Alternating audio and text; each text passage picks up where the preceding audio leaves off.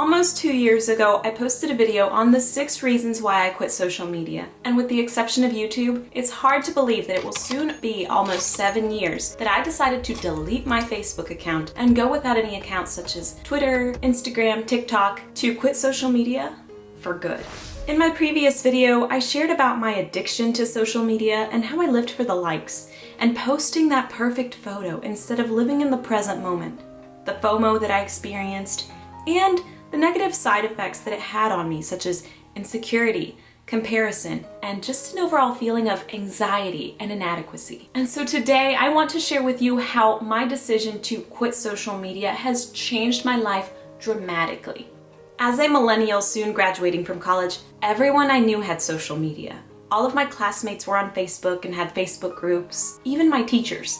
And Instagram was just starting to blow up. I've gotten some comments saying that quitting social media is trendy, and that may be the case now, and I'm glad that there's an awareness about this issue, but it was definitely not the trend at the time. I was definitely regarded as the weirdo, the odd one out, and that some of my classmates thought was just a loser who probably didn't have any friends or a social life that was worth posting about. And in the beginning especially, my classmates' perceptions of me was of huge importance to me, and it began to instill doubt in me.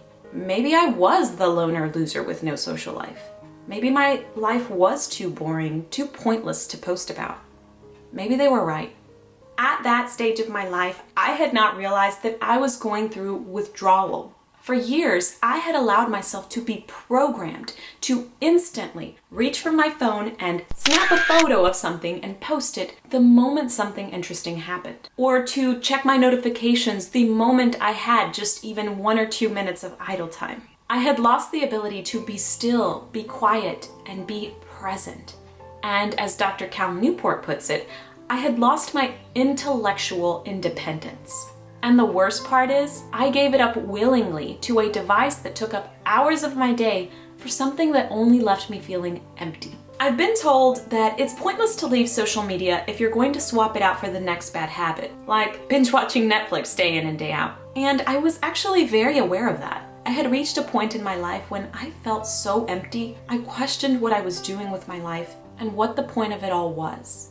I made my decision to quit social media because I was tired of living a superficial life. I was tired of pretending to be this happy, carefree 20-something-year-old when, in reality, I struggled with social anxiety to the degree that I would start sweating, my heart would start racing if I even had to call someone over the phone instead of via text, and that I struggled daily with self-loathing and self-doubt.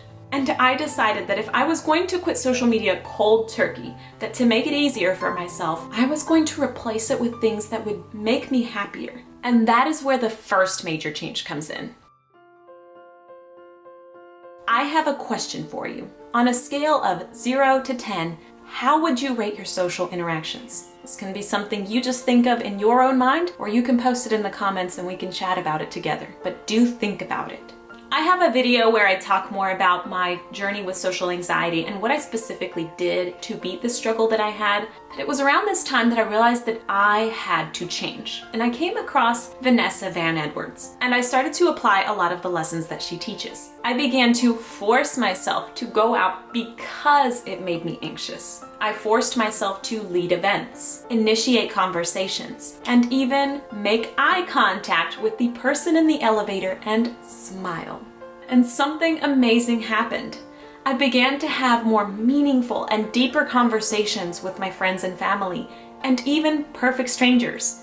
And I began to crave that and want more of those deeper conversations. And my focus completely shifted from what will people think of me to how can I make this person feel valuable? How can I make them feel that they matter? And when my mindset shifted from worrying about whether or not people would like me to focus on liking other people, I now had the ability to love other people and genuinely see them the way that I had wanted to be seen. And it felt like freedom. I have another question for you. Who are you investing in?